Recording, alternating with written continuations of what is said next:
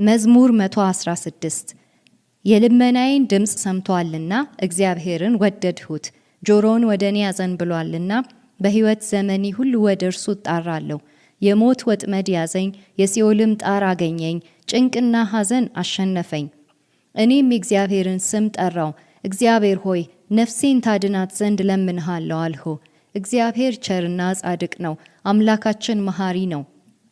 እግዚአብሔር ገሮችን ይጠብቃል። እጅግ ተቸግሬ ሳለሁ አዳነኝ።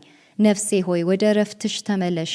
እግዚአብሔር መልካም አድርጎልሻልና አንተ ነፍሴን ከሞት ዓይኔን ከእንባ እግሮቼን ከመሰናከል አድነሃልና። እኔም በሕያዋን ምድር በእግዚአብሔር ፊት እመላለሳለሁ። እጅግ ተጨንቄያለሁ ባልሁበት ጊዜ እንኳ እምነቴን ጠብቄያለሁ። ግራ በተጋባው ጊዜ ሰው ሁሉ ሐሰተኛ ነው አልሁ። ስለ ዋለልኝ ውለታ ሁሉ ለእግዚአብሔር ምን ልክፈለው? የመዳንን ጽዋ አነሳለሁ፣ የእግዚአብሔርንም ስም እጠራለሁ። በሕዝቡ ሁሉ ፊት ስእለቴን ለእግዚአብሔር ፈጽማለሁ። የቅዱሳኑ ሞት በእግዚአብሔር ፊት የተከበረ ነው። እግዚአብሔር ሆይ እኔ በእውነት ባሪያ ነኝ። እኔ የሴት ባሪያ ልጅ ባሪያ ነኝ። ከእስራቴም ፈታኸኝ። ለአንተ የምስጋና መስዋዕት አቀርባለሁ፣ የእግዚአብሔርንም ስም እጠራለሁ። በሕዝቡ ሁሉ ፊት ስእለቴን ለእግዚአብሔር ፈጽማለሁ። ኢየሩሳሌም ሆይ ይህን በመካከልሽ በእግዚአብሔር ቤት አደባባይ አደርጋለሁ። ሃሌሉያ አሜን። መዝሙር 116 በሰሙነ ፋሲካ ከሚዘመሩ መዝሙራቶች መሃል ናቸው። የግብጽ መዝሙራት ሃሌል መዝሙራት ተብለው የሚታወቁት መሃል አንዱ ነው። ስለዚህ ምናልባት ይህን መዝሙር ጌታችን ኢየሱስ ክርስቶስ መጨረሻ ላይ ከዘመረው መዝሙራት ከደቀ መዛሙርቱ ጋር የመጨረሻውን ራት ሲበላ እና ያን ማዕድ በጨረሰ ጊዜ ከዘመሩት መዝሙራት መሃል አንዱ ሊሆን ይችላል ተብሎ ይታመናል። ማዕዱን በጨረሱ ጊዜ ዘመሩ ስለሚለን ማቴዎስም ማርቆስም ይሄን ይነግሩናል። ማቴዎስ 26:30 ማርቆስ 14:26 ይሄን ይነግሩናል ማለት ነው። ስለዚህ የዘመረውን መዝሙር ዛሬ እናያለን። የልመናዬን ድምጽ ሰምቷልና እግዚአብሔርን ወደድሁት ብሎ ይጀምራል መዝሙር ጸሐፊው። መዝሙረኛው ሲናገር እግዚአብሔር ልመናን የሚሰማ አምላክ ነው። ይሄ እግዚአብሔር ልመናዬን ሰምቷልና ወደድሁት፣ መረጥኩት ይህን አምላኬን። ሌላን አምላክ አልመርጥም፣ እግዚአብሔርን ነው የምወደው። ወደ ሌላ አምላክ ልቤ ምንም አይሳብም፣ እግዚአብሔርን ነው የምወደው ይላል። ምክንያቱም 115 ላይ ያየ ነው እነዛ አህዛብ በእጃቸው የቀረጹትን ጣዖት ይህን ጣዖት እንደሚወዱና እንደሚመርጡ ሲነግረን ነበረ። ይሄኛው ዘማሪ ግን ኖ እኔ የምመርጠው እግዚአብሔርን ነው፣ ለእግዚአብሔር ነው ምስጋናዬን የማሰማው ይላል። የሚቀጥለው ቁጥር እንደዛ ነው የሚለው፣ ጆሮውን ወደ እኔ አዘንብሏልና በሕይወት ዘመኔ ሁሉ ወደ እርሱ እጣራለሁ ይላል። ይሄ ለ115 የሆነ ምላሽ እየሰጠ ነው። 115 ላይ ጆሮ አላቸው አይሰሙም ይለናል አይደለም። እነዛ አማልክት ነን ብለው ጣዖት የሚበጅላቸው አማልክቶች እና ጣዖታት ጆሮ አላቸው ግን አይሰሙም።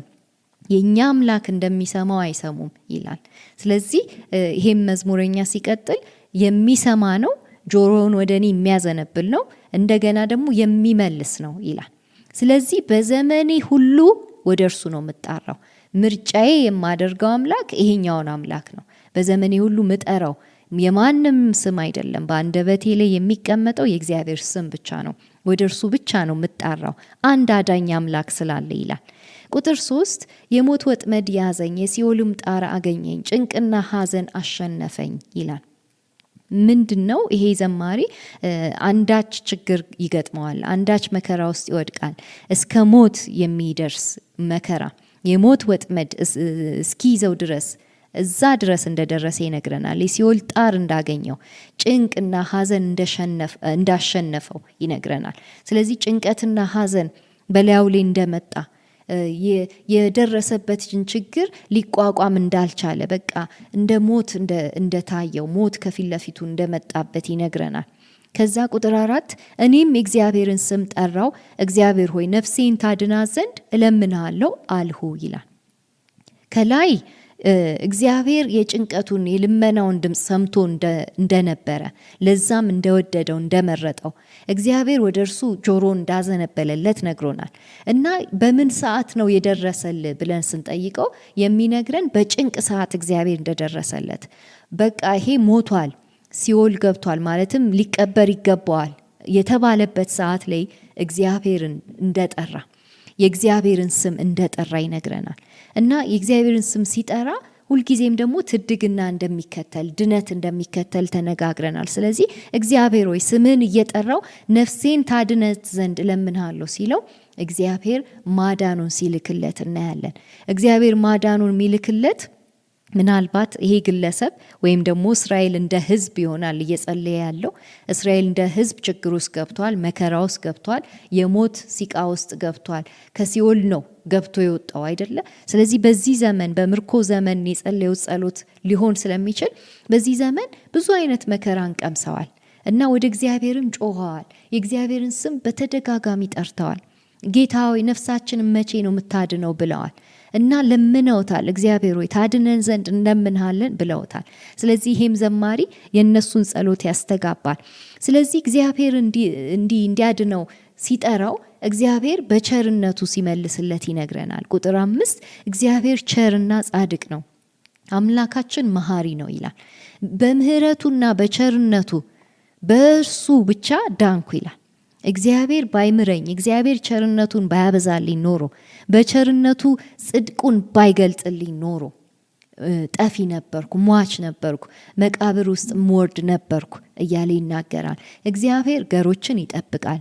እጅግ ተቸግሬ ሳለው አዳነኝ፣ እጅግ ተቸግሬ ሳለው አዳነኝ ይላል። ገሮች የሚለው ከትሑታን ጋር ራሱን ይመድባል።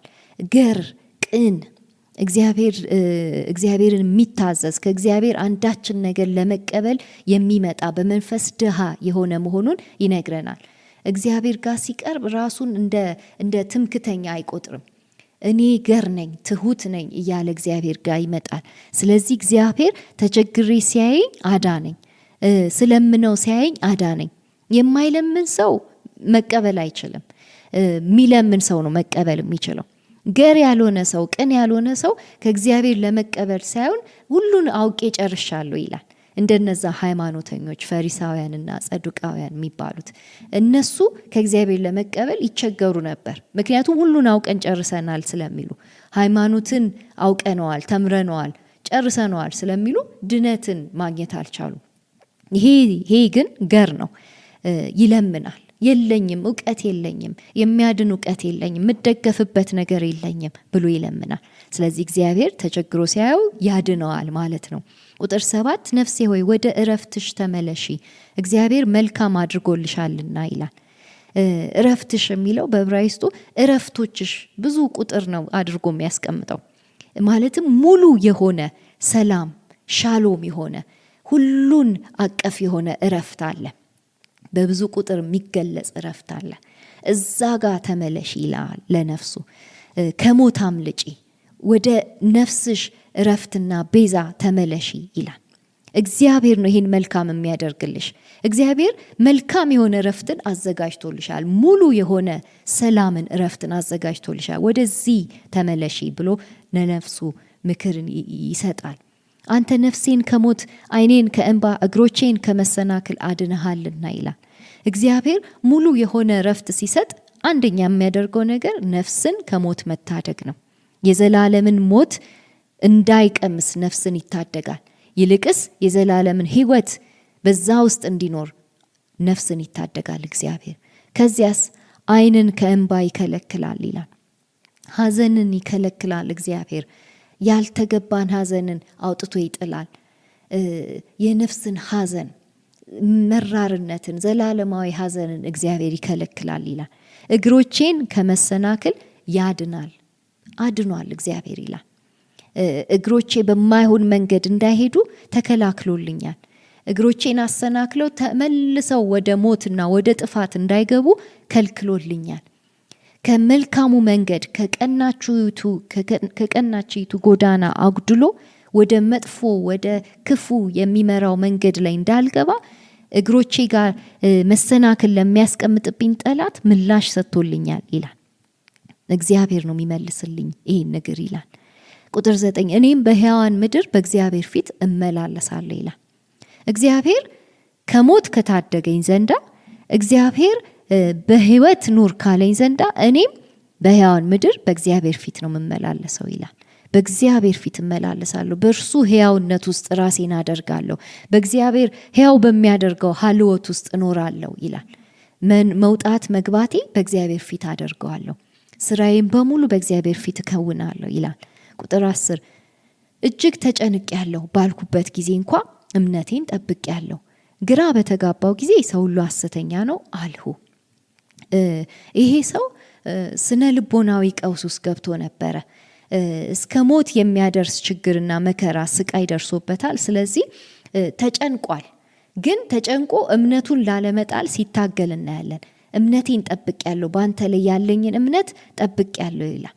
ያኔ እንኳን እጅግ ተረብሼ በነበረበት ጊዜ ተረብሼና ግራ ተጋብቼ ማንንም ማመን ባቃተኝ ጊዜ አንተን አምኜ ቁጭ ብያለሁ ይላል። እና ችኩል ሆኜ በዛ ጊዜ ከመረበሽ የተነሳ ሰው ሁሉ ሐሰተኛ ነው ብያለሁ፣ ግን ተረብሼ ነው ግራ ተጋብቼ ነው እንደዛ ያልኩት ይላል። አንተን አምናለሁ፣ በአንተ ላይ ያለኝን እምነት ጠብቄያለሁ ይላል። ቁጥር 12 ስለዋለልኝ ውለታ ሁሉ ለእግዚአብሔር ምን ልክፈለው ይላል። እግዚአብሔር ብዙ ውለታ ውሎልኛል ይላል። የመጀመሪያው ዋለልኝ ውለታ ነፍሴን ከሞት ማዳኑ ነው። ነፍሴን ታድጎልኛል፣ በቀናው መንገድ ላይ እግሮቼን አድርጎልኛል ይላል። ለዚህ ውለታው ምን ልክፈለው?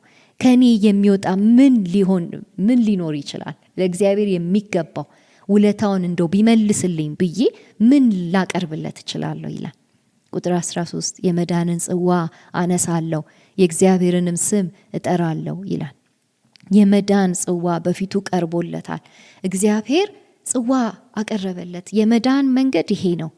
ከዚህ ትቋደሳለህ ወይ? ከዚህ ትጎነጫለህ ወይ? ከዚህ ጠጥተ እዚህ ጽዋ ውስጥ ያለው ነገር ሰውነት ውስጥ አንድ ለውጥ፣ ነፍስ ውስጥ አንድ ለውጥ እንዲያመጣ ትፈቅዳለህ ወይ?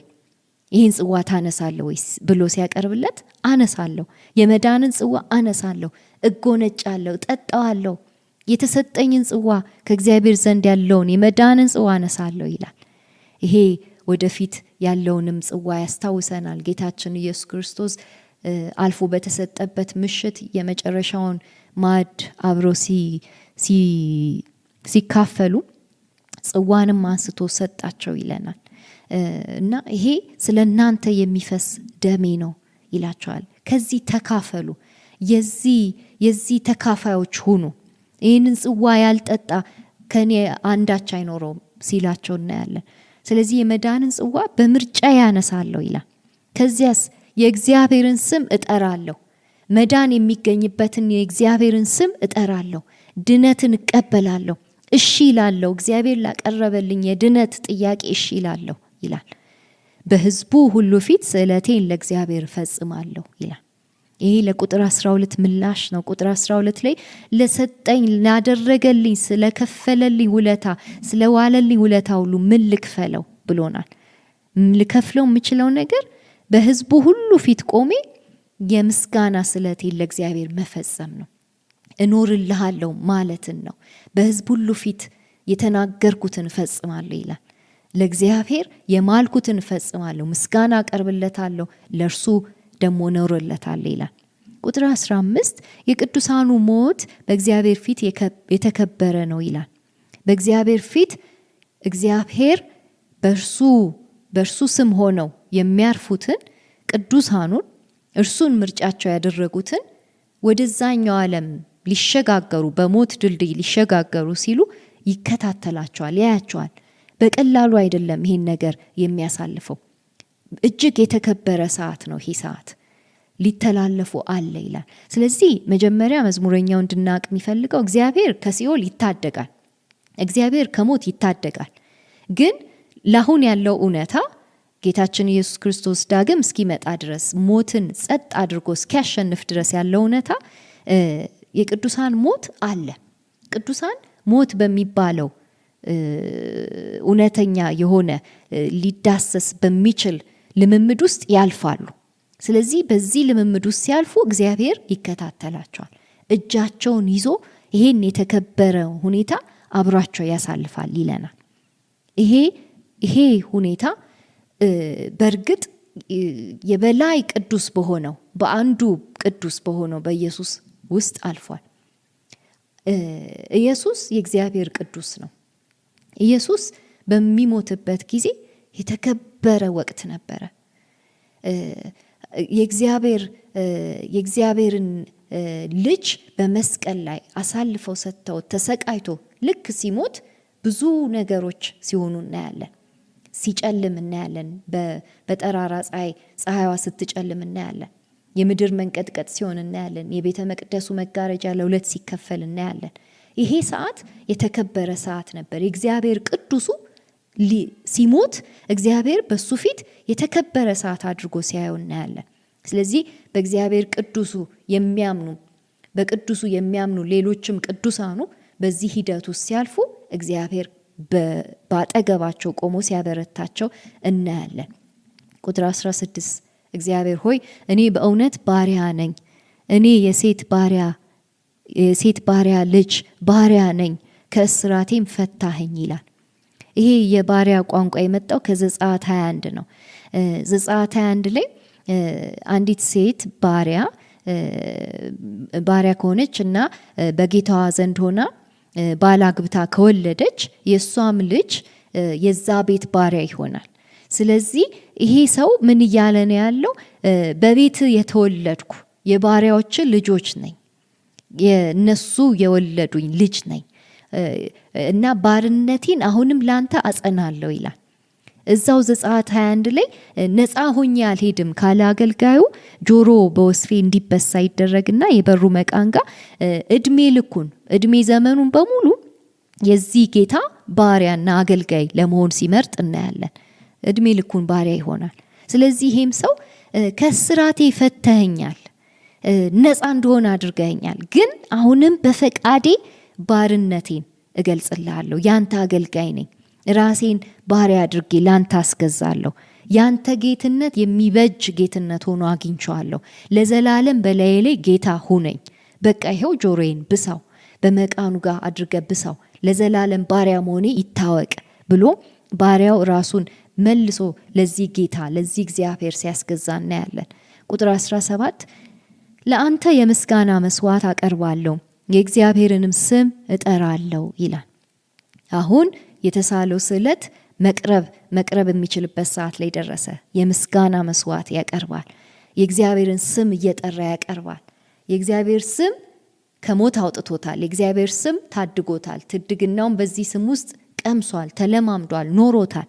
ስለዚህ አሁን ለዚህ ስም ምስጋናን ያቀርባል፣ መስዋዕትን ያቀርባል። ደርሶልኛልና አውጥቶኛልና ከጨካኙ አውሬ ታድጎኛልና ብሎ ለእግዚአብሔር ስም ምስጋና ያቀርባል። ከዚያ በቁጥር 18 ላይ በሕዝቡ ሁሉ ፊት ይለናል። በሕዝቡ ሁሉ ፊት ቅድም የተሳለው ነው አይደለ? ስዕለቴን ለእግዚአብሔር ፈጽማለሁ። ቅድምም እንደዚሁ ብሎ ነግሮናል። በሕዝቡ ሁሉ ፊት ቁጥር 14 ላይ ስዕለቴን ለእግዚአብሔር ፈጽማለሁ ብሏል። እግዚአብሔር ከታደገኝ ዘንዳ ከሞት ካወጣኝ ዘንዳ በሞት መካከል ሲሄድም አብሮኝ ከሆነ ዘንዳ ለእግዚአብሔር ስም ክብርን አመጣለሁ፣ ስዕለቴን ፈጽማለሁ ይላል። ቁጥር 19 ድምዳሜው ላይ ኢየሩሳሌም ሆይ ይህን በመካከልሽ በእግዚአብሔር ቤት አደባባይ አደርጋለሁ፣ ሃሌሉያ ይላል። ሃሌሉያ ይህንን አደርጋለሁ፣ በመካከልሽ በእግዚአብሔር ቤት አደባባይ አደርጋለሁ። ምንድን ነው የሚያደርገው?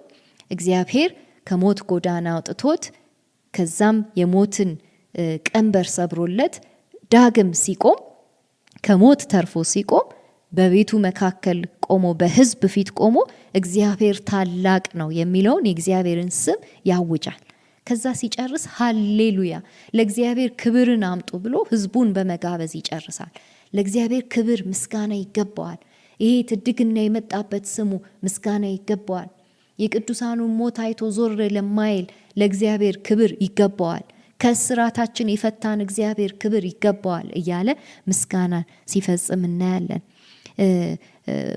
ጳውሎስ በሁለተኛ ቆሮንቶስ 4:13 ላይ ከመዝሙር 116 ቁጥር 10 የተወሰደን ቃል ሲናገር እናያለን። መዝሙር 116 ቁጥር 10 ላይ አምኛለሁ አምኜ እናገራለሁ ይላል አይደለ? አመንኩ ስለዚህም ተናገርኩ። በአዲሱ መደበኛ ትርጉም እምነቴን ጠብቄያለሁ ይላል። ስለዚህ ጳውሎስ ሲጠቅሰው እንደዚህ ይላል ሁለተኛ ቆሮንቶስ 4:13 አመንሁ ስለዚህም ተናገርኩ ተብሎ እንደተጻፈ እኛም በዚያው የእምነት መንፈስ እናምናለን ስለዚህም እንናገራለን። ከዚያስ የሚናገረውን ስሙ። ምክንያቱም ጌታ ኢየሱስን ከሙታን ያስነሳው እኛንም ደግሞ ከኢየሱስ ጋር አስነስቶ ከእናንተ ጋር በፊቱ እንደሚያቀርበን እናውቃለን ይላል። ለብዙ ሰዎች እየደረሰ ያለው ጸጋ ለእግዚአብሔር ክብር በምስጋና ላይ ምስጋናን እንዲጨምር ይህ ሁሉ ለእናንተ ጥቅም ሆኗል ይላል። ለዛ ነው በዚህ ክፍል ላይ ስለ ትንሣኤ ይናገራል። የሙታን ትንሣኤ ጌታችን ኢየሱስ ክርስቶስን ያን ቅዱሱን መበስበስን እንዳይ ካልፈቀደ ያ ቅዱሱ ሲሞት ያ የተከበረውን ሰዓት በእግዚአብሔር ፊት ሞቱ የከበረ ከሆነ የኛም ሞት የከበረ ነው። ኢየሱስን እንዳስነሳው እኛንም ከሞት ያስነሳናል። ይሄንን ነው አምነን የምንናገረው። መዝሙረኛው አምኖ የተናገረው ይሄንን ነው። እግዚአብሔር ልጆቹን እንደሚያይ ባሪያዎቹን እንደሚያይ ባሪያዎቹን ነፃ እንደሚያወጣ የመጨረሻው ባሪያ ሊያደርግ ከሚችለው ከሞትም ነፃ እንደሚያወጣን እናምናለን እንናገራለን ይላል። ይሄ ጸጋ ነው የተገለጠው ይላቸዋል። ለዚህ ጸጋ በእውነት ለእግዚአብሔር ምስጋና በምስጋና ላይ ሊጨመርለት ይገባል ይላል። በምስጋና ላይ ምስጋና የምስጋና መስዋዕት አቀርብለታለሁ ይላል ጳውሎስም ይሄንን ጸጋ ሲያስብ። ስለዚህ እግዚአብሔርን ስለዚህ ጸጋ እናመሰግነዋለን። የዳንበት ከስራታችን የተፈታንበት መልሰን የእርሱ አገልጋይ የሆንበት የእግዚአብሔር ጸጋ እግዚአብሔር የተባረከ ይሁን። አሜን።